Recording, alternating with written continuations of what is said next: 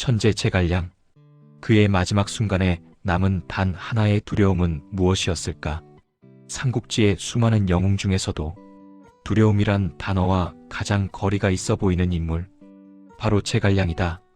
그는 천재였고 냉철했고 한 번 세운 계획은 반드시 관철했다. 하지만 그의 생애의 마지막 순간, 그조차 피할 수 없었던 단 하나의 두려움이 있었다. 오늘 그 두려움의 정체를 이야기한다. 제갈량은 전략 정치 내정 어느 분야에서도 실패가 거의 없었다. 그는 위나라의 사마이조차 나는 그를 이길 수 없다고 말하게 만든 인물이다.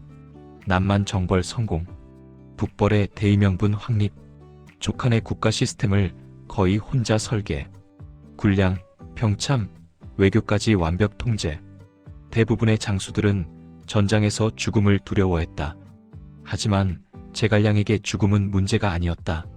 그는 한해 부흥이라는 목적에 비하면 자신의 생명조차 부차적이었다. 그래서 두려움이 없다는 인식이 강했다.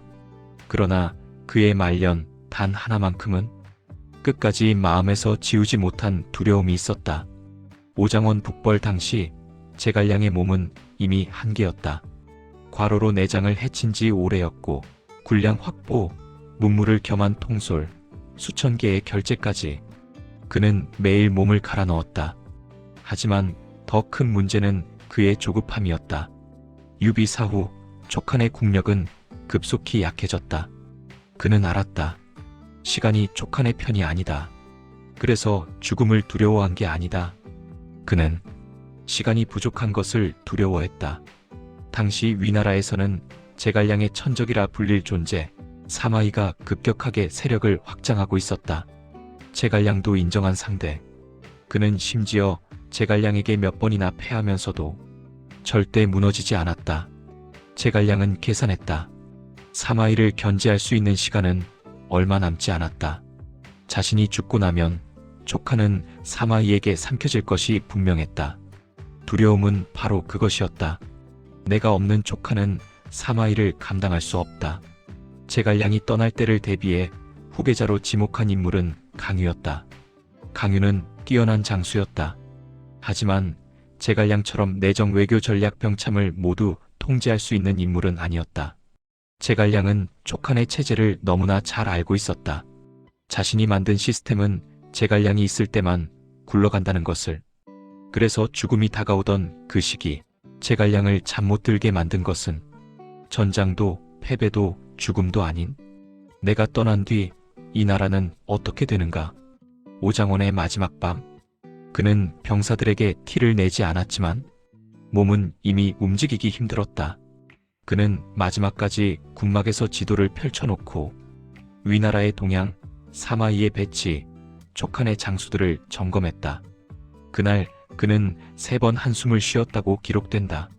그의 일생에서 보기 드문 일이었다. 그 한숨에는 단 하나의 감정이 담겨 있었다. 두려움이었다. 자신의 죽음이 아닌 자신이 떠난 후 몰락해갈 족한의 미래에 대한 두려움. 그가 남긴 마지막 조언은 단순했다. 권력 다툼을 하지 말고 국가를 안정시키라는 당부. 그러나 그 말은 동시에 이 나라가 흔들릴 것이 불보듯 뻔하다는 그의 예감을 드러낸 것이었다. 훗날 그의 우려는 정확히 맞아떨어졌다. 그가 죽고 단 30년 만에 족한은 사라졌다. 제갈량의 예측은 모두 적중했다. 사마이는 위나라를 사실상 장악했다. 족한 내부는 분열했다. 강유는 천재였지만 홀로 모든 것을 막을 수 없었다. 제갈량의 마지막 두려움은 죽음이 아니라 내가 떠난 뒤의 세상이었다. 그는 천재였기에 족한의 미래가 너무 명확하게 보였던 것이다. 천재 제갈량조차 피할 수 없었던 두려움. 그것은 자신의 운명이 아니라 남겨진 사람들이 겪게 될 운명이었다. 우리는 종종 비슷한 두려움을 느낀다. 내가 떠난 뒤 내가 지키던 것들이 무너질까 두려워한다. 그 마음은 1800년 전 제갈량도 마찬가지였다. 그렇다면 당신이 생각하는 제갈량이 정말 마지막으로 남기고 간 교훈은 무엇인가요? 댓글로 함께 이야기해주세요.